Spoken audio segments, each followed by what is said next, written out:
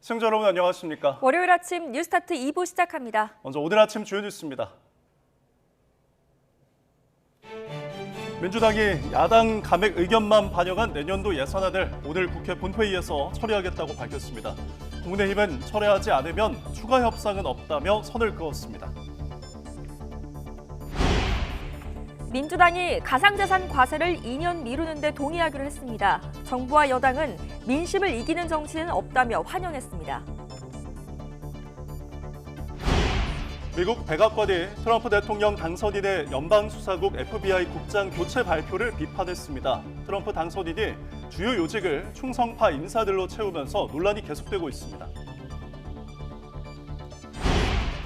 해외 가상자산 거래소에 트럼프 당선인의 이름을 딴 코인들이 다수 등장했는데 매수할 수만 있고 매도할 수 없는 코인이었습니다.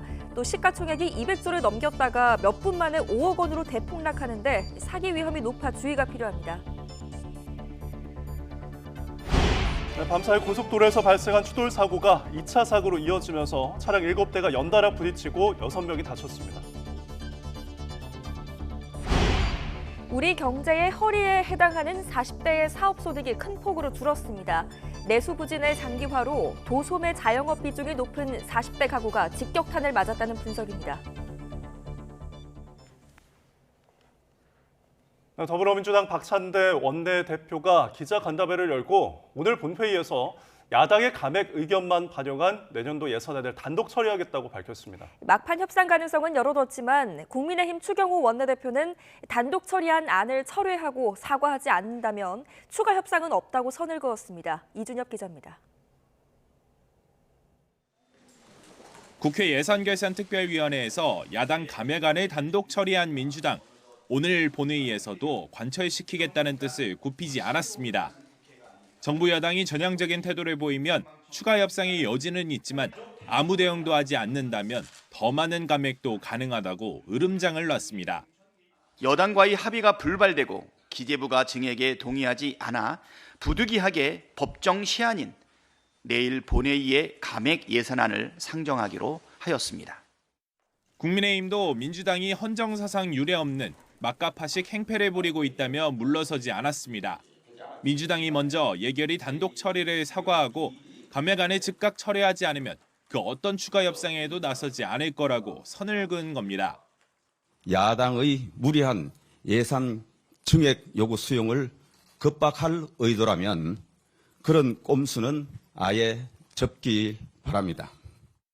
여야가 극적 타결을 이룰 경우 예산안 처리를 미루는 것도 가능하지만 합의 불발 시 헌정사상 처음으로 여야 합의가 안 된 야당만의 감액안이 처리될 가능성도 배제할 수 없게 됐습니다. 일단 이재명 대표와 박찬대 원내대표 등 야당 지도부는 협상의 여지를 뒀고 우원식 국회의장도 만찬 회동을 제안하며 중재에 나섰지만 추경호 원내대표는 들러리를 서지는 않을 거라며 우 의장 제안을 사실상 거절했습니다. 증액이 필요하면 이번에 소정안 내면 돼요. 그래 하시겠습니다. 원안이 바뀐 것뿐이 아니에요. 조건이 선행되지 않으면은 만찬 대화 의미가 없다. 이런 가운데 정부 여당이 요구해온 가상자산 과세 2년 유예안은 야당도 동의한다는 뜻을 밝히면서 접점을 찾았습니다. 오늘 본회의에는 야당이 추진하는 검사 탄핵, 감사원장 탄핵 소추안도 보고될 것으로 보여 전국 경색이 풀기 어려운 국면으로 가는 것 아니냐는 우려도 나옵니다. YTN 이준엽입니다. 네, 국민의힘은 오늘 애초 예고했던 오후 시간보다 앞당겨서 오전 10시에 비상의원총회를 개최하기로 했습니다. 추경호 원내대표는 의원 공지를 통해 최근 전국 현안 논의를 위해 의총을 연다며 엄중한 상황을 고려해 한 명도 빠짐없이 참석해달라고 당부했습니다. 민주당이 국회 예산결산특별위원회에 이어 본회의에서도 단독 감액안을 강행 처리하겠다는 뜻을 내비친 만큼 관련 대응책과 함께 검사, 감사원장 탄핵소추안 대응 방안도 논의될 전망입니다. 더불어민주당이 국회 예산결산특별위원회에서 감액 의견만 반영해 처리한 내년도 예산안에서 국회복 특수활동비와 특정 업무 경비는 그대로 유지된 것으로 나타났습니다. 내년도 예산안 수정안을 보면 국회 특활비 9억 8천만 원과 특경비 185억 원은 정부 안대로 반영됐습니다. 앞서 민주당은 특활비와 특경비가 불투명하게 집행되고 있다며 대통령 비서실과 검찰, 경찰, 감사원 등의 관련 예산을 전액 삭감했습니다. 네, 국회 본회의를 하루 앞둔 어제 대통령실은 민주당이 야당 감액 의견만 반영한 내년도 예산안을 강행 처리하는 건 다수당의 횡포라고 비판했습니다. 이 문제가 발생하면 민주당의 책임이 돌아갈 거라고 경고하고 여당 주장대로 야당이 단독 감액안부터 철회해야 협상에 나서겠다고 밝혔습니다. 강민경 기자입니다. 민주당이 감액만 반영한 예산안을 처리하겠다는 뜻을 굽히지 않자 대통령실은 야당이 입법 폭주에 이어 예산 폭주를 강행하고 있다고 날을 세웠습니다. 특히 수사기관의 특활비와 예상치 못한 재난 상황에 대비하는 예비비를 삭감한 건 사실상 국가 기능을 마비시키는 행동이라고 비판했습니다. 예비비를 대폭 삭감해 여름철 재해, 재난에 즉각 대응할 수 없도록 하는 등 국가의 기본적 기능 유지에도 막대한 지장이 초래됩니다. 대통령실은 민주당의 내년도 예산안대로라면 미국의 신행정부 출범 등 통상 환경 변화에 대응도 어려워진다고 우려했습니다. 야당의 일방적인 예산 삭감으로 인해 민생, 치안, 외교 등의 문제가 생기고 국민들에게 피해가 발생될 경우 이는 전적으로 야당, 민주당의 책임임을 밝힙니다. 예산 증액이 필요하면 정부가 수정안을 내라는 민주당의 요구에는 예산 감액안부터 철회해야 증액 협상을 할 거라고 못을 박았습니다. 국민의힘 추경호 원내대표와 입장을 같이 하며 선 예산안 철회 방침을 분명히 한 겁니다. 대통령실은 감액에 의의가 있으면 추경을 편성하란 야당 주장엔 그 정도 사유가 있으면 내년 예산안에 최대한 넣는 게 합리적이라고 맞받았습니다. 복수의 대통령실 관계자들도 내년 초 추경을 편성하는 건 불가능하다는 입장인 만큼 정부의 재정 기조가 변화할 가능성은 현재로선 적다는 평가가 나옵니다. YTN 강민경입니다. 더불어민주당은 대통령실이 감액 예산안으로 민생, 치안, 외교에 문제가 생기면 전적으로 야당 책임이라고 반발하자 또 뻔뻔하게 적반하장을 시전했다고 비판했습니다. 강유정 원내대변인 논평을 내고 정부 여당이 협상 테이블도 걷어차고 감액안 철회 없이는 증액이 없다고 어깃장이니 한심할 따름이라며 이같이 지적했습니다. 더불어민주당 박찬대 원내대표는 다음 달부터 시행될 예정이었던 가상자산 과세를 2년 미루자는 정부 여당의 제안에 동의하기로 했다고 밝혔습니다. 박 원내대표는 국회 기자간담회에서 깊은 논의 끝에 추가적인 제도 정비가 필요하다고 판단했다며 이같이 전했습니다. 다만 정부 여당이 주장해온 배당소득 분리과세 방안에는 초부자 감사의 완결판이므로 반대한다고 밝혔고 상속세 완화가 담긴 상속증여세법은 부결시킬 계획이라고 설명했습니다. 이에 대해 대통령실은 환영의 뜻을 밝혔습니다. 대통령실 핵심 관계자는 어제 기자들과 만나 유예가 실제 실행된다면 투자자들에게 큰 도움이 될 거라며 이같이 말했습니다. 민주당이 오늘 본회의에 최재 감사원장과 이창수 서울중앙지검장 등 검사 3인 탄핵소추안을 보고하려는 데에는 헌법 질서를 파괴하는 탄핵은 이뤄져선 안 된다는 입장을 재확인했습니다. 이어 법 집행기관에 대한 민주당의 무분별한 탄핵 추진은 헌법 질서를 유린하는 정치적 탄핵 행위라며 민주당이 그렇게까지 이성을 잃지 않을 거라고 덧붙였습니다. 또 민주당이 강행 처리한 상설특검 규칙 개정안은 국회 추천목 특검 후보 4명을 모두 자기 마음대로 앉혀서 수사 기소를 독점하겠다는 거라며 여당에서 권한쟁의 심판과 헌법 소원을 낸다고 하니 결과를 지켜보겠다고 답했습니다. 감사원은 오늘 최다령 사무총장 주재로 긴급 브리핑을 열고 더불어민주당 최재해 감사원장 탄핵소추를 추진하는 데 대해 입장을 밝힙니다. 최 사무총장은 긴급 브리핑을 통해 민주당의 감사원장 탄핵 추진에 대해 거듭 비판하고 야권 등에서 제기하는 대통령실 관저 감사 부실 의혹에 대해 반박할 것으로 보입니다. 앞서 최 감사원장은 지난달 29일 야당의 탄핵 추진에 대해 헌법 질서 근간을 훼손하는 정치적 탄핵이라며 강한 유감을 표명했습니다. 감사원 간부들도 긴급 대책회의를 열고 탄핵 추진이 부당하며 독립성을 지켜나가야 한다는 데 의견을 모은 것으로 전해졌습니다.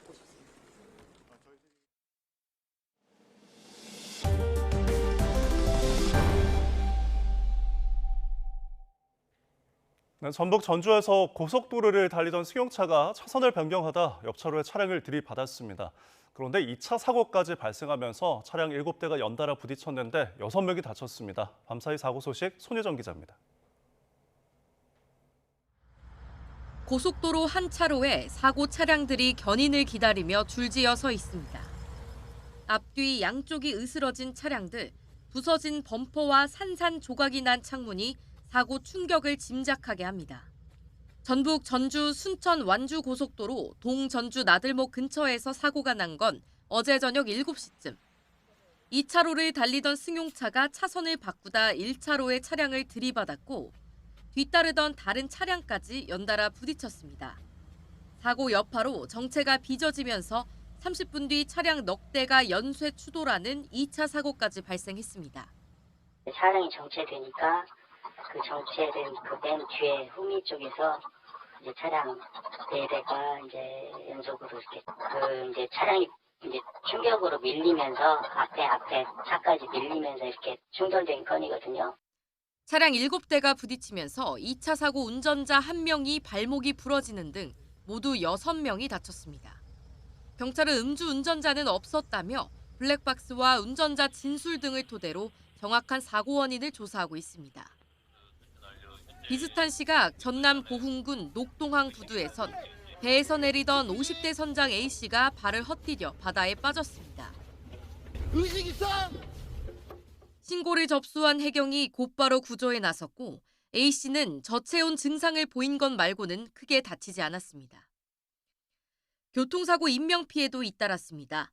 강원 춘천에선 비보호 좌회전을 하던 승용차가 반대편에서 직진하던 오토바이와 충돌해 30대 오토바이 운전자가 숨졌습니다. 철원에선 국도를 건너던 79살 남성이 승용차에 치여 심정지 상태로 병원으로 옮겨졌습니다. 경찰은 무단 횡단으로 사고가 난 것으로 보고 정확한 경위를 조사하고 있습니다. YTN 손유정입니다. 어제 새벽 5시 50분쯤 경기 안산시 상록구 수인로를 달리던 차량 10대가 잇따라 추돌했습니다. 이 사고로 1명이 다쳐 병원으로 옮겨졌고 9명은 현장에서 응급조치를 받았습니다. 경찰은 도로에 내린 눈이 녹았다가 얼어붙는 블랙 아이스에 앞서가던 차가 미끄러지면서 연쇄 추돌로 이어진 것으로 보고 있습니다. 어제 서울 지하철 1호선 전동열차가 선로를 침범한 SUV 차량과 충돌하는 사고가 발생했습니다. 불행 중 다행으로 차량 운전자와 동승자만 다쳤고 열차 운행이 최대 40분가량 지연이 됐습니다. 유서연 기자입니다. 서울 지하철 1호선 석수역과 금천구청역 사이를 잇는 담벼락입니다. 흰색 SUV가 빠른 속도로 달려오더니 벽체를 뚫고 그대로 선로 쪽으로 돌진합니다. 바깥으로 드러난 선로에선 상행선 열차가 쏜살같이 지나가는 위험천만한 상황이 펼쳐집니다. 곧이어 선로 주변에 있던 사람들이 황급히 대피하는 사이 하행선 열차가 멈춰선 차량을 들이받아 밀고 나갑니다. 제 키보다 조금 높은 담벼락인데요. 차량이 뚫고 지나가면서 3m 너비의 거대한 구멍이 생겨 임시 가림막이 쳐졌습니다. 사고가 난 건 새벽 6시 50분쯤. 금천구청역과 석수역 사이를 지나던 전동열차가 선로를 침범한 SUV와 충돌했습니다. 생활 쓰레기 버리러 나왔다가 퍽 소리가 나길래 자동차를 보니까 앞범퍼가 완전히 그냥 없더라고요. 열차 승객과 기관사 등 300여 명 가운데 다행히 다친 사람은 없었습니다. SUV를 몬 50대 남성 A씨와 동승자만 병원으로 옮겨졌는데 열차 충돌 전 차에서 빠져나와 더 큰 화를 면했습니다. 수습을 위해 하행선로 2곳 가운데 한 곳이 통제돼 KTX 8대와 일반 열차 9대, 전동열차 20대 등이 10분에서 40분가량 지연됐습니다. 사고 열차 탑승객들은 50여 분 뒤 금천구청역에서 내려 다른 열차로 갈아타야 했습니다. A씨는 앞선 삼거리에서 교통사고가 나 브레이크가 고장난 탓에 차를 제어할 수 없었다고 경찰에 진술했습니다. 경찰은 A씨가 술을 마시고 운전대를 잡은 건 아닌 것으로 보고 정확한 사고 경위를 조사하고 있습니다. YTN 유서연입니다. 지난 2017년 필리핀에서 아버지를 살해한 혐의로 체포됐던 아들이 현지에서 석방됐다가 한국에서 다시 체포돼 7년 만에 중형을 선고받았습니다. 의정부 지방법원은 존속살해 혐의로 재판에 넘겨진 A씨에게 징역 10년을 선고했습니다. A씨는 2017년 10월 필리핀 자택에서 아버지를 둔기로 때리고 목을 졸라 살해한 혐의를 받습니다. 필리핀 현지에서 가족과 함께 가게를 운영하던 A씨는 아버지가 식당 인테리어 공사 지원 문제로 화를 내며 가족들을 흉기로 위협하자 범행한 것으로 조사됐습니다. 경기 침체가 이어지면서 소비자들은 옷과 신발 등 입는 소비부터 줄인 것으로 나타났습니다. 이런 영향으로 우리 경제의 허리, 40대 자영업자 소득도 가장 큰 폭으로 줄었습니다. 박기환 기자입니다. 어려운 경제에 서민들이 가장 먼저 허리띠를 졸라맨 건 입고 쓰는 것이었습니다. 의류와 신발 지출 비중은 올해 들어 등락을 거듭하다가 지난 3분기 4% 밑으로 뚝 떨어졌습니다. 늦더위 여파도 있지만 조금이라도 씀씀이를 줄이기 위한 소비자들의 고민이 영향을 미친 겁니다. 아울렛 많이 가요, 저희 요즘에. 예전에는 뭐 백화점에서 사거나 뭐 그랬었는데 인터넷으로 최저가를 보거나 아니면 아울렛을 이제 많이 활용하는 것 같아요. 주거비와 외식 물가가 오르자 육류 등 먹거리 지출을 일제히 줄이고 자동차와 휴대전화도 더 오래 쓰고 있습니다. 소비자들이 지갑을 닫자 자영업자들은 직격탄을 맞았습니다. 당장 도소매 종사 비중이 높은 우리 경제의 허리, 40대 가구의 사업소득이 역대 최대폭인 13% 급락했습니다. 작년에 비해서는 한 15% 20% 준 것 같아요. 주말에는 그래도 막 외국인들 관광객들 때문에 좀 그래도 어느 정도 유지가 되는데 확실히 평일에는 푹 다운돼요. 이게. 이런 가운데 내년까지 6년 연속으로 우리 경제가 가진 역량보다 성장하지 못할 것이란 국제기구의 전망도 나왔습니다. 구조적 침체에 돌입했다는 분석입니다. 돈을 투자해서 늘림으로써 이러한 부분을 극복하는 효과가 점차 떨어지고 있기 때문에 생산성 그리고 혁신을 가속화시킴으로써 이것을 극복할 수 있는가가 관건이 될 것으로 보입니다. 여기에 중국의 추격과 미국의 관세 정책 등 대외 불확실성마저 커지면서 한파 속 우리 경제 역시 몸을 한껏 움츠린 모양새입니다. YTN 박견입니다. 현행 60살인 정년을 65살까지 연장할 경우 기업이 연간 30조 원이 넘는 고용 비용을 추가 부담한다는 주장이 나왔습니다. 한국경제인협회는 이 같은 내용이 담긴 정년 연장에 따른 비용 추정 및 시사점 보고서를 발표했습니다. 이 보고서를 보면 60세에서 64세 모든 연령에 정년 연장이 적용됐을 때 계속 고용되는 고령 근로자는 59만 명에 이를 것으로 추산했습니다. 이들에 대한 예상 임금과 4대 보험료 사업주 부담분 등을 합산하면 해마다 사업주가 부담하는 비용은 30조 2천억 원에 이를 것으로 분석됐습니다. 최근 대규모 전세 사기 사건의 풍선 효과로 서울 오피스텔 전세금과 월세 보증금이 크게 오른 것으로 나타났습니다. 부동산 정보 플랫폼 다방에 따르면 올해 들어 지난 10월까지 서울 오피스텔 평균 전세 보증금은 2억 4,700만 원으로 지난해보다 12% 상승했습니다. 같은 기간 서울 오피스텔의 평균 월세 보증금은 5,750만 원으로 42% 급등했습니다. 다음 소식입니다. 미국 백악관이 트럼프 미 대통령 당선인의 연방수사국 FBI 국장 교체 발표를 우회적으로 비판했습니다. 정치적 중립성을 지켜야 할 FBI 국장의 10년 임기를 보장해야 한다는 건데 법무장관 등 중립성을 지켜야 할 직책에 충성파 인사만을 등용하고 있어 논란이 계속되고 있습니다. 워싱턴 홍상희 특파원입니다. 제이크 설리번 백악관 국가안보보좌관은 연방수사국 FBI 국장의 임기는 10년이라며 바이든 정부가 한 일에 주목하고 싶다고 말했습니다. They're appointed for 10-year terms, not terms just for the duration of a given president. The current FBI director, Chris Wray, was actually appointed by Donald Trump. Joe Biden didn't fire him. 트럼프 당선인이 캐시 파텔을 FBI 국장에 지명해 현 국장의 경질을 예고하자 임기 보장은 FBI 중립성을 위한 초당적 전통임을 강조한 겁니다. We would like to ensure that the FBI remains an independent institution insulated from politics. 변호사 출신의 캐시 파텔은 과거 트럼프 당선인을 기소한 인물의 정치적 보복을 주장해온 최측근 충성파입니다. 지난 2016년 대선 당시 러시아가 트럼프의 당선을 도왔다는 의혹을 수사한 FBI를 비판했고 2020년 바이든의 대선 승리를 사기라고 규정하기도 했습니다. I am honored to be here in support of Donald J. Trump. He is being victimized, but we as a country are being victimized even more by the unconstitutional weaponization of justice. 테러와 부패, 사이버 범죄 등 광범위한 수사로 정치적인 중립성이 요구되는 FBI 수장을 맡기에는 부적절하다는 비판과 우려가 나오고 있는 이유입니다.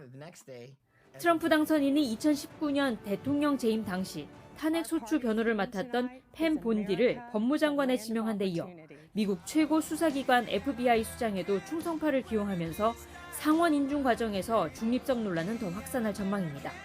또한 프랑스 대사의 사돈 찰스 쿠슈너를 지명한 트럼프 당선인은 아랍 중동 문제 담당 고문에도 딸 티파니 트럼프의 시아버지인 마사드 블로스를 임명하겠다고 밝혔습니다. 워싱턴에서 YTN 홍사입니다.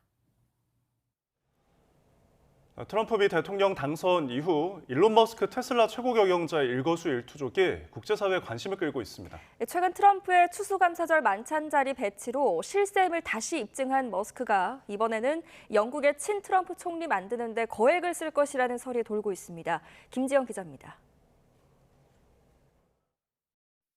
트럼프 미 대통령 당선인의 추수감사절 만찬 현장. 일론 머스크 테슬라 CEO가 멜라니아 여사보다 더 가까운 트럼프 옆자리를 차지하며 최측 근임을 재확인했습니다. 선거 유세 노래였던 YMCA가 나오자 트럼프가 머스크의 등을 두드리고 머스크는 두 팔을 치켜들며 노래를 따라 부르는 모습도 담겼습니다. 당선의 1등 공신인 머스크는 대선 이후 인스팅 캠프가 차려진 마러라고에 상주하다시피 하며 가족과 같은 대접을 받고 있습니다. We have a new star. A star is born, Elon. 특히 머스크의 영향력은 국내에서만 그치지 않고 있습니다. 머스크가 극우 성향 정치인인 나이젤 페라지 영국 개혁당 대표에게 1억 달러, 우리 돈 약 1,400억 원을 캐척할 것이라는 설이 영국 정가에 돌고 있다고 더 타임스가 보도했습니다.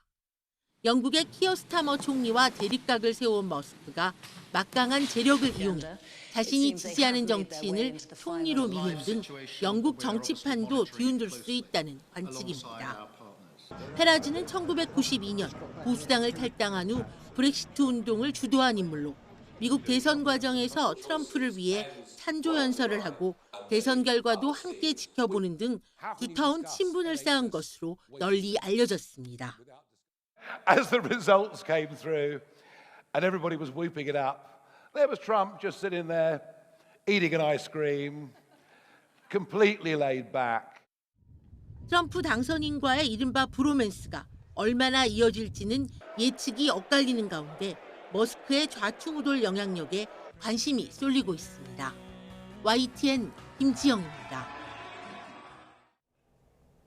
유럽연합 새 지도부를 만난 볼로디미르 젤렌스키 우크라이나 대통령이 우크라이나가 생존하려면 북대서양 조약기구 나토 가입이 성사돼야 한다며 초청을 거듭 촉구했습니다.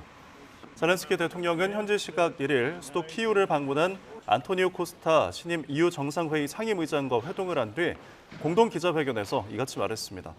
젤렌스키 대통령은 나토 가입 초청이 우크라이나의 모든 영토에 대해 이뤄져야 한다며 러시아의 점령을 결코 인정하지 않을 거라고 강조했습니다. 우크라이나 젤렌스키 대통령은 러시아 서부 지역으로 파병된 북한군이 전투 중 사망하거나 부상했다고 밝혔다고 교도통신이 보도했습니다. 젤렌스키 대통령은 현지 시간 1일 교도통신과의 인터뷰에서 러시아와 우크라이나군이 교전 중인 최전선에 더 많은 북한군이 투입될 것으로 예상한다며 이같이 말했습니다. 그러나 구체적인 북한군 사망 부상자 수는 언급하지 않았다고 교도통신이 덧붙였습니다.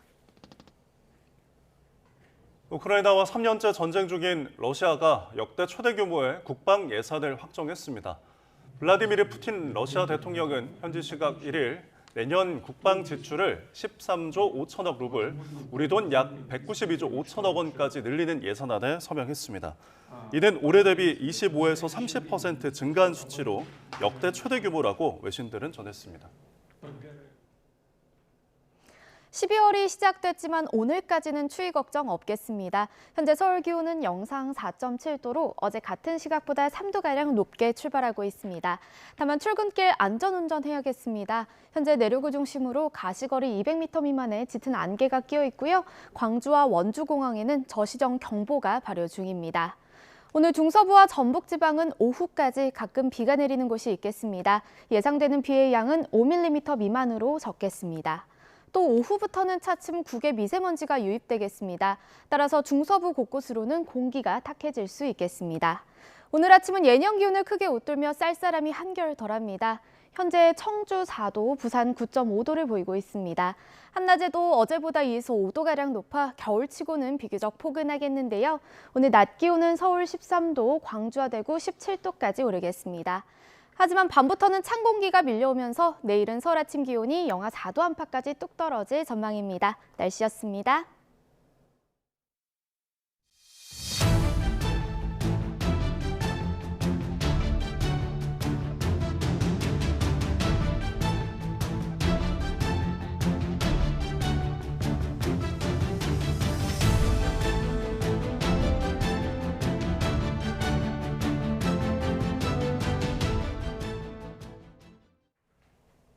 내년도 예산화 법정 시한인 오늘 국회 본회의가 예정된 가운데 민주당이 예산결산 특별위원회에 이어 본회의에서도 야당의 감액 의견만 반영한 예산안을 강행 처리할지 여부가 주목됩니다.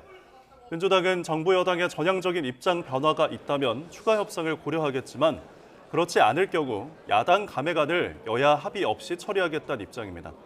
반면 국민의힘은 야당이 예결위 단독 처리를 사과하고 감액안을 즉각 철회하지 않으면 그 어떤 추가 협상에도 나서지 않을 거라고 맞서고 있습니다. 오늘 본회의에선 또 야당이 추진하는 이창수 서울중앙지검장 등 검사 3명 탄핵과 최재해 감사원장 탄핵 소추안도 보고될 전망입니다. 국민의힘 한동훈 대표는 폭설 피해 현장을 찾아 야당이 예산결산특별위원회에서 재해대책 예비비 1조 원을 삭감한 내년도 예산안을 통과시킨 것은 이재민에게 행패를 부리는 거라고 비판했습니다. 한 대표는 폭설로 지붕이 무너지는 피해를 입은 경기 안양시 농수산물 도매시장과 의왕 부곡 도깨비시장을 찾아 현장을 둘러봤습니다. 한 대표는 현장을 방문한 뒤에 SNS에 기후변화로 인한 예상치 못한 자연재해는 이제 상수라며 예비비가 있다면 1, 2주 안에 신속한 이재민 지원이 가능하지만 추경을 하면 수개월이 걸린다고 지적했습니다. 더불어민주당 이재명 대표가 내년도 정부 예산안 처리 문제를 두고 정부가 수정안을 내면 이후 야당과 협의하면 된다고 말했습니다. 이 대표는 경북도청에서 이철우 경북도지사를 만나 2025 경북 에이펙 지원 등 현안을 논의하며 정부가 쓸데없이 특활비 등만 잔뜩 넣어놔 감액만 반영한 예산안이 통과된 것이라며 이같이 밝혔습니다.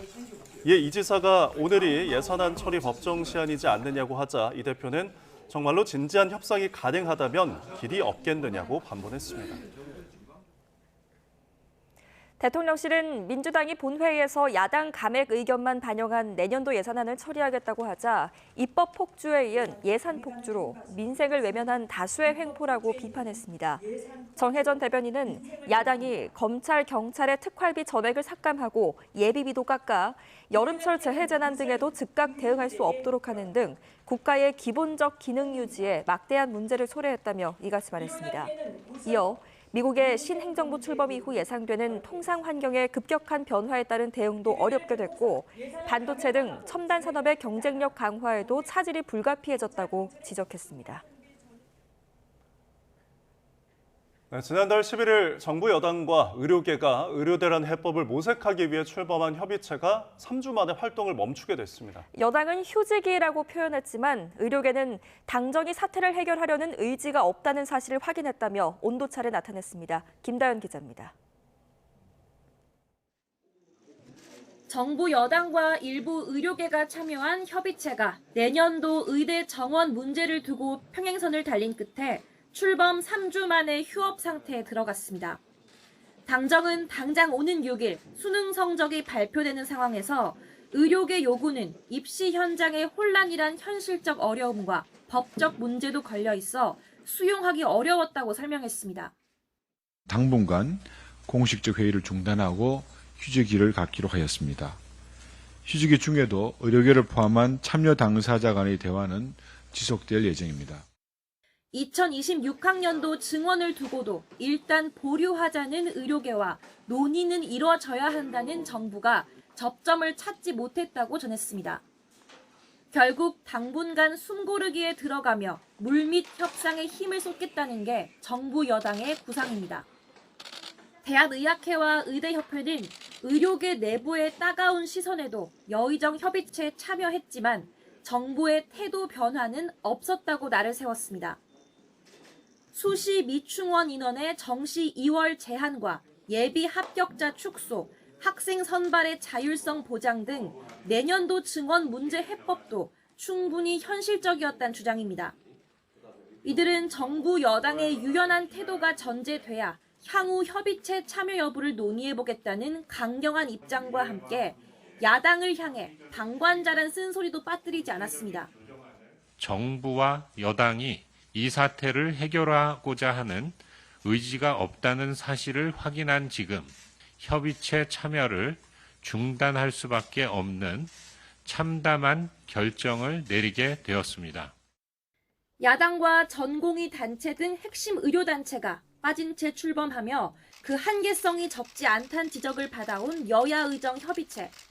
당정은 신뢰 회복 측면에서 진전이 이뤄졌고 의료단체 역시 의대생 휴학 승인 같은 성과도 있었다고 자평했지만 성탄 선물 등 연말까지 가시적인 성과를 내겠다는 목표는 무색해졌다는 비판을 피하기 어려워 보입니다.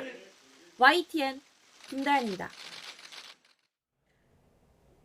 의정 갈등 해법을 논의하는 여의정 협의체가 의료단체 참여 중단으로 자초되자 의료계에선 내년도 의대 모집 중단과 정부의 태도 변화를 촉구하는 목소리가 나왔습니다. 박단 대한전공의협의회 비상대책위원장은 자신의 SNS에 현재로서 최선은 2025년도 의대 모집 정지라며 기존 입장을 재차 강조했습니다. 차기 의협회장 선거에 나설 예비 후보자들도 정부와 여당을 비판했는데 주수호 전 의협회장은 엉킨 실타래가 더 얽히고 설키기 전에 실뭉치를 자르고 있는 수밖에 없다며 2025년 의대 입시 중지가 바로 그런 의미라고 주장했습니다. 강희경 서울의대 서울대병원 교수 비대위원장도 정부의 독선적인 태도가 사직 전공의들의 선택지를 명료하게 좁히고 있다며 파국을 막기 위해 남은 것은 정부의 진정성 있는 태도 변화라 단 하나라고 지적했습니다.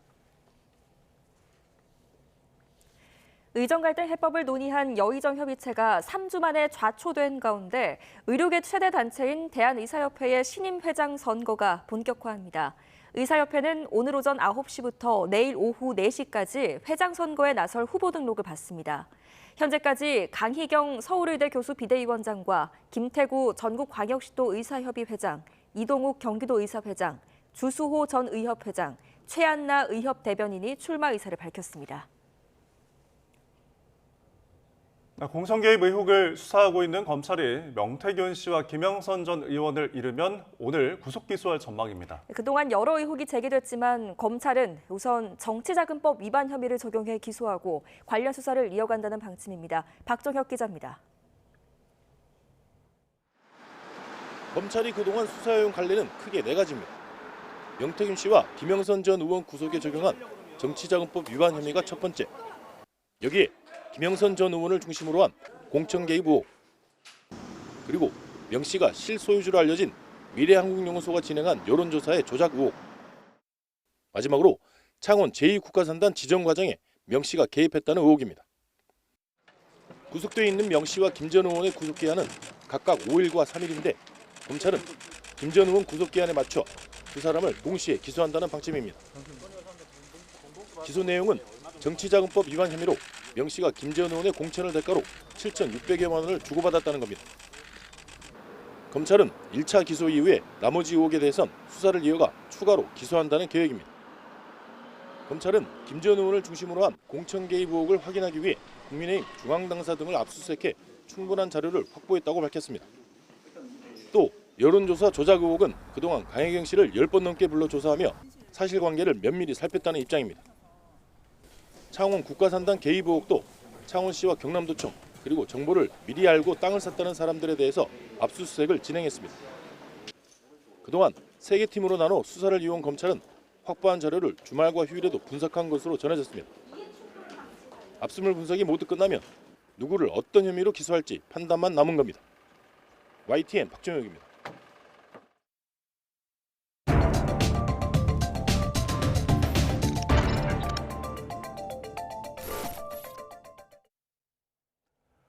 최근 비트코인 등 가상자산 시장에 막대한 돈이 몰리는 가운데 YTN은 오늘부터 가상자산 투자의 실태와 대책을 짚어보는 연속 보도를 시작합니다. 해외 가상자산 거래소에는 트럼프 당선인의 이름을 딴 코인들이 다수 등장을 했는데요. 이 시가총액이 200조를 넘겼다가 몇 분 만에 5억 원으로 폭락하는 일까지 벌어졌습니다. 그런데 이 코인은 매수할 수만 있고 매도는 할 수 없었습니다. 양동훈 기자가 단독 보도합니다. 서울에 사는 A씨는 코인 투자를 위해 해외 사이트들을 살펴보다 아메리칸 트루 히어로라는 코인을 발견했습니다. 트럼프 당선인과 직접 관련이 없는데도 1코인이 아니라 1트럼프라는 단위를 쓰고 X, 옛 트위터에도 트럼프 당선인을 응원하는 글을 게시하며 투자자를 유인했습니다. 가벼운 마음으로 10만 원을 넣은 A씨는 가격이 크게 오르자 다시 팔아 이익을 보려 했지만 매도가 불가능했습니다. 팔라고 하는 버튼을 눌러봤더니 이 활성화가 차단이 된 거예요. 사지는 건 되고 팔아지는 건 안 되더라고요. 이후에도 가격은 매일 몇 배씩 치솟았고 어느새 A씨의 코인 지갑에 찍힌 돈은 억대를 돌파했습니다. 이 트럼프 코인은 일주일 동안 100만 배가 넘게 오르면서 한때 시가총액 240조 원을 달성했습니다. 국내 증시에 상장된 기업들과 비교하면 삼성전자 바로 다음 순위입니다. 그런데 이후 단 몇 분 만에 대폭락하면서 시가총액은 240조 원에서 5억 원이 됐고 한때 3억 7천만 원까지 불어났던 A씨의 코인 보유액은 700원으로 줄었습니다. 하지만 팔 수도 없으니 속수무책이었습니다. 처음에는 해킹이 아닌가 이런 생각을 했는데 그냥 쳐다보고 있는데 눈앞에서 그게 갑자기 증발이 됐더라고요. 지난 13일 처음 등장한 크립토 엠퍼러 트럼프 코인도 한때 개당 1,300원까지 올랐지만 고작 10여 분 만에 0.005원이 됐습니다. 이런 상황을 두고 내부적으로 코인을 사고 팔아 가격만 뻥튀기 하는 자전거래가 의심된다는 지적도 나옵니다. 아주 계단식으로 떨어짐 없이 쭉 오르다가 한 번에 떨어지는 양상을 보였거든요. 거의 사기를 목적으로 만든 코인이 아닌가 강하게 의심하고 있습니다. 해외 코인 정보 사이트인 코인마켓캡에서 트럼프 당선인 이름을 검색했을 때 나오는 이른바 트럼프 코인은 모두 50여 개에 달합니다. 이들은 대부분 주요 거래소에 상장되지 않은 소규모 코인이라 누가 어떤 목적으로 발행했는지 기술적 근거나 운영 방식 등을 확인하기도 어렵습니다. 트럼프가 당선이 되고 나서부터 트럼프 관련 민코인들이 기승을 부리고 있는데요. 상장되지 않은 코인들이 있기 때문에 규제의 사각이 있을 수밖에 없는. 트럼프 당선인의 이름을 악용한 코인을 잘못 샀다가 자칫 피해를 볼 수 있는 만큼 단순히 시세 변동만이 아니라 코인의 기술 배경 등 특성을 설명한 백서를 꼼꼼히 살펴보라고 전문가들은 조언합니다. YTN 양동훈입니다. 사건 사고 한 줄 뉴스입니다. 어제 오후 2시 40분쯤 경기 안양시 석수동에 있는 삼성사대에서 암벽 등반을 하던 50대 남성 A씨가 5m 아래로 떨어져 머리를 다치는 중상을 입었습니다. 어제 오전 10시 40분쯤 경기 남양주시 진건읍에 있는 창고에서 불이 나 인명피해는 없었지만 창고 1개 동과 안에 있던 각종 자재가 모두 불탔습니다. 그젯밤 경기도 안성 비료공장 컨테이너 화재로 숨진 피해자의 신원이 20대 몽골 국적으로 확인됐습니다. 후배 중학생들을 협박해 다단계 업체에 강제 가입시킨 17살 A군에게 징역 장기 6개월, 단기 4개월이 선고됐습니다. 중증 지적 장애인에게 3년간 하루 14시간씩 일을 시키고 임금 9천여만 원과 장애인 수급비 등을 착취한 혐의로 기소된 60대 중식당 사장이 1심에서 징역 4년을 선고받았습니다. 오산시가 초등학교 근처를 지난다는 이유로 한국난방공사의 열수송관 매설공사 관련 허가를 거부한 건 위법이라는 법원 판단이 나왔습니다. 재판부는 지역 냉난방 공급이라는 중대한 공익 목적이 인정된다며 난방공사의 승소로 판결했습니다.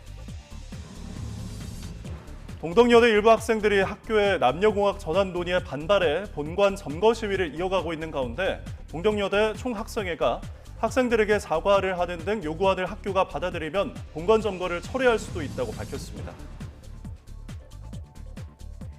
외국인 마을버스 운전기사 채용을 위해 비자 발급 요건을 완화해달라는 서울시 요청에 고용노동부가 현재는 수용이 어렵다는 입장을 정했습니다. 노동부는 자격이나 경력을 요구하는 전문 직종은 제외하게 돼 있어 법령 개정이 필요하다고 설명했습니다. 지금까지 사건 사고 한 줄 뉴스였습니다.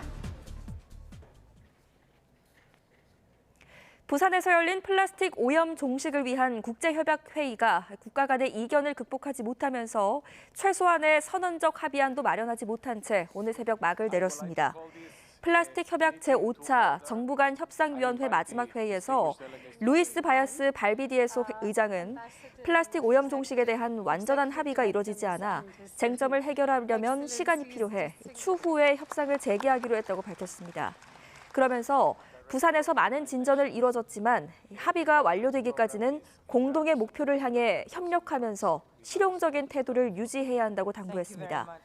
이번 협상위에서는 플라스틱 생산 감축이 쟁점이었는데 사우디아라비아 등 산유국들이 플라스틱 생산 규제 조항을 수용하지 않아 최종 합의가 무산된 것으로 전해졌습니다. 금융감독원은 한국인터넷진흥원, 이동통신 3사와 함께 투자 스팸 문자 차단 방안을 마련해 이달 시행한다고 밝혔습니다. 우선 한국인터넷진흥원의 스팸 전화번호 블랙리스트 제도 적용 범위를 투자 유인 스팸 문자로 확대합니다. 이동통신사들은 여과 서비스에 투자 관련 차단을 강화하기로 했습니다. 금감원은 이를 통해 투자 유인 유형의 스팸 문자를 20%가량 추가 차단할 수 있을 것으로 전망했습니다. 이상기후로 코코아 국제 가격이 급등하면서 초콜릿 관련 가공식품 가격이 오르는 초코플레이션이 현실이 됐습니다. 초콜릿을 주력으로 하는 디저트 가게 업주들도 가파르게 오른 재료값에 막막한 심정입니다. 황보혜경 기자입니다. 서울 연남동에서 8년째 초콜릿 가게를 운영하는 최수연 씨는 최근 재료를 살 때마다 화들짝 놀랍니다. 수제 초콜릿에 들어가는 카카오 메스와 파우더 등 재료값이 눈에 띄게 올랐기 때문입니다. 4만 원대가 6만 원대 된다거나 확실히 피부로 느껴질 만큼 티나게 오르고 있어요. 버텨보려고 하는 중인데 나중에는 어떻게 될지 저도 확신은 없어요. 코코아 주 생산지인 서아프리카의 이상기후로 생산량이 줄면서 코코아 가격이 2년 사이 크게 올랐습니다. 올해 4월 처음으로 톤당 $10,000를 돌파한 코코아 국제 가격은 지금도 $9,000 안팎에서 내려올 기미를 보이지 않고 있습니다. 2년 전과 비교하면 4배 가까이 오른 수준입니다. 이에 따라 국내 대표 제과업체들도 초콜릿 원료 비중이 높은 제품 가격을 잇따라 인상했습니다. 혜태제과가 이번 달부터 홈런볼과 자유시간 등 대표 제품 가격을 평균 8.59% 올린 데 이어 오리오는 가격 동결 약속을 뒤집고 초코송이와 다이제 등 초코류 제품 가격을 평균 10.6% 올렸습니다. 앞서 지난 6월에는 롯데 웰푸드가 빼빼로와 가나 등 주력 제품 가격을 평균 12% 인상했습니다. 네, 초콜릿 제품이나 초콜릿 과자 같은 거 많이 먹습니다. 가격 올랐으니까 지금 초콜릿 제품 같은 거는 조금 사는 게 꺼려질 것 같아요. 과자나 라면 생산에 쓰이는 파뮤 가격이 최대 생산국인 인도네시아의 이상기후로 평년보다 20% 넘게 뛴 데다 물류비와 인건비 등이 줄줄이 올라 인상이 불가피하다는 게 식품업계 설명입니다. 당분간 원재료 가격 회복이 쉽지 않은 상황에서 연말 성수기를 노린 식음료 업계가 도미노 가격 인상에 나설 것이란 전망도 나옵니다. YTN 황보혜경입니다. 12월 2일 미리 보는 오늘입니다. 농식품부는 오늘부터 20일까지 지방자치단체와 비닐하우스 등 간이축사 2천여 곳을 대상으로 재해 대비 상황을 긴급 점검할 계획입니다. 농식품부는 점검에서 지붕 버팀목 설치, 급수시설 피복, 제설 장비 마련 등 농가의 재해 대비 상황 점검을 확인하고 미흡한 부분은 보완하도록 할 예정입니다. 네, 외국인 근로자 고용을 희망하는 사업주를 대상으로 오늘부터 6일까지 33,803명 규모의 고용허가 신청이 진행됩니다. 이번 신청부터는 뿌리 중견기업의 허용 범위가 확대 적용되며 300인 이상 제조업 가운데 뿌리 업종이면서 본사 또는 사업장이 비소득권에 있는 중견기업이면 고용허가 신청이 가능합니다. 보건복지부는 오늘부터 오남용 논란이 일었던 비만치료제 위고비의 비대면 진료 처방을 제한한다고 밝혔습니다. 무분별한 처방과 다양한 형태의 불법 유통 등이 발생할 수 있다는 우려 때문인데요. 복지부는 다만 현장의 혼란을 줄이기 위해 2주 동안의 계도 기간을 두고 제도 변경 사항을 안내할 계획입니다. 스타벅스 코리아가 오늘 구독 서비스를 정식 출시합니다. 30일 동안 구독료 7,900원을 내면 매일 오후 2시 이후부터 이용할 수 있는 음료 30% 할인 쿠폰과 배달비 무료 등의 혜택이 제공됩니다. 지금까지 미리 보는 오늘이었습니다.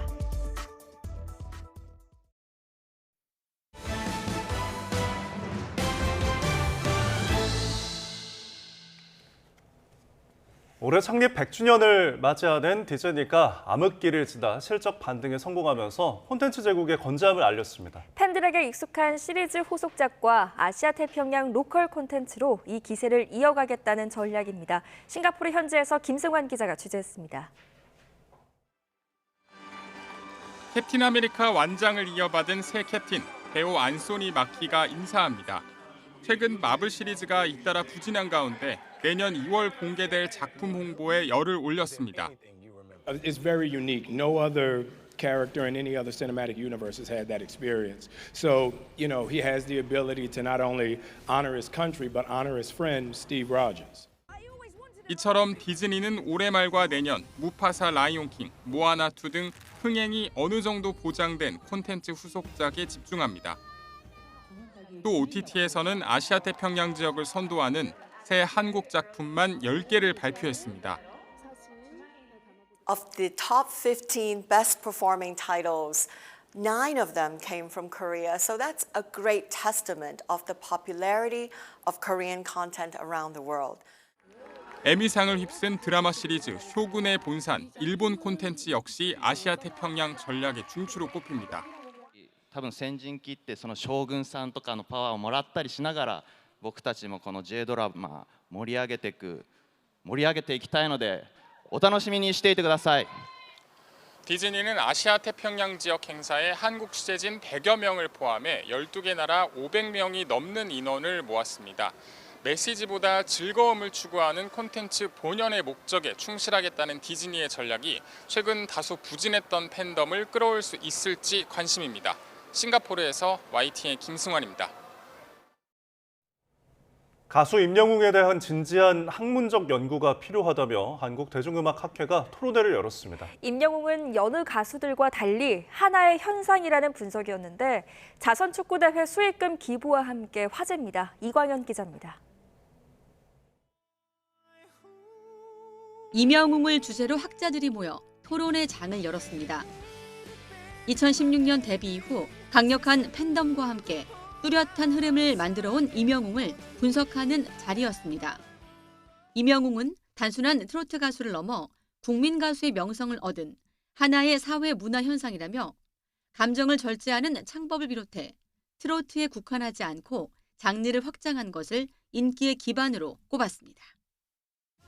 지난 5월 열린 상한벌 콘서트와 뒷이야기를 다룬 영화의 기록적인 성과도 이런 분석을 뒷받침합니다. 기존 1위였던 방탄소년단의 기록을 깨며 공연 실황 영화 최초로 누적 매출액 100억 원을 돌파했습니다.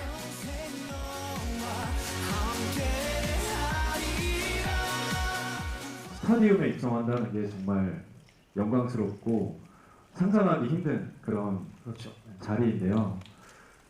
꿈의 무대잖아요. 네. 우선 그런 꿈의 무대를 만들어주신 영웅시대 여러분들께 감사하다는 말씀, 그런 이야기를 영화를 통해 전달을 드리고 싶었고요. 일단 선행 역시 임영웅의 국민적 인기 비결로 꼽힙니다.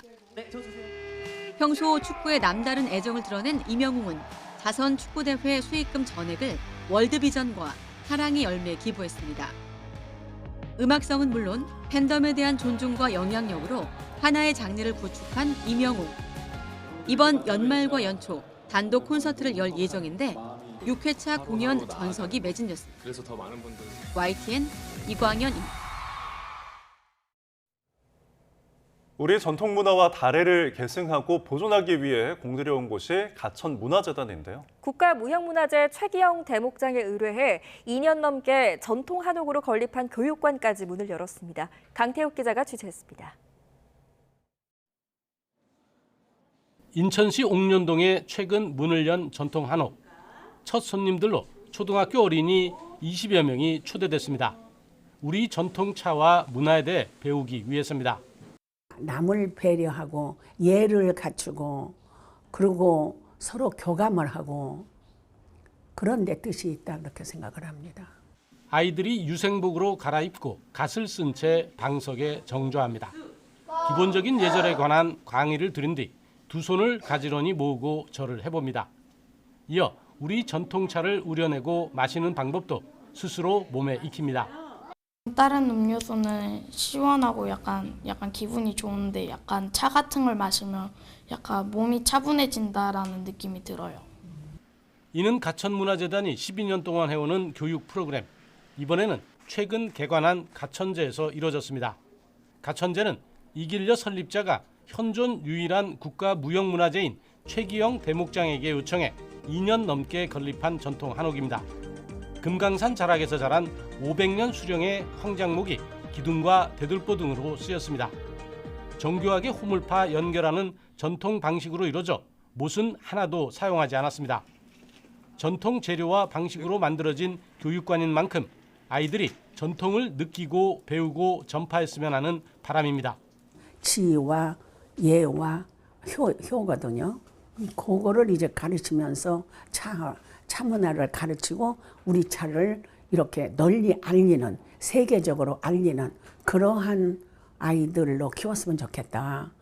재단은 매년 2천여 명의 학생이 이곳을 다녀가도록 하겠다는 목표입니다. YTN 강태욱입니다. 후배 성추행 혐의로 비상연맹으로부터 3년 자격정지 중징계를 받은 뒤 법정 다툼 끝에 복귀한 피겨 이혜인이 국가대표 선발전에서 5위를 차지했습니다. 이혜인은 의정부 실내 빙상장에서 열린 국가대표 1차 선발전에서 쇼트와 프리스케이팅 점수를 합해 총점 190.64를 받아 5위에 올랐습니다. 이혜인은 이번 대회 입상은 실패했지만 규정에 따라 만 17살 이상만 출전할 수 있는 4대6 선수권 대회 출전권을 확보했습니다. 여자 프로배구 흥국생명이 개막 11연승을 달렸습니다. 흥국생명은 페퍼저축은행과의 원정 경기에서 세트스코어 3대 0으로 가볍게 승리했습니다. 이날 경기에서 투쿠쿠는 양팀 최단 20점을 올렸고 김연경도 13점으로 힘을 보탰습니다. 이로써 구단 최다 연승 기록을 세우며 현대건설의 기록에 4경기 차로 다가섰습니다.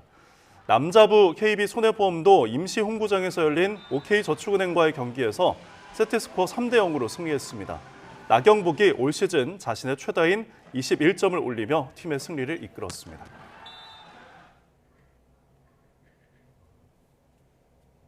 여자 프로농구 KB국민은행이 최하위인 신한은행을 꺾고 4연패에서 탈출했습니다.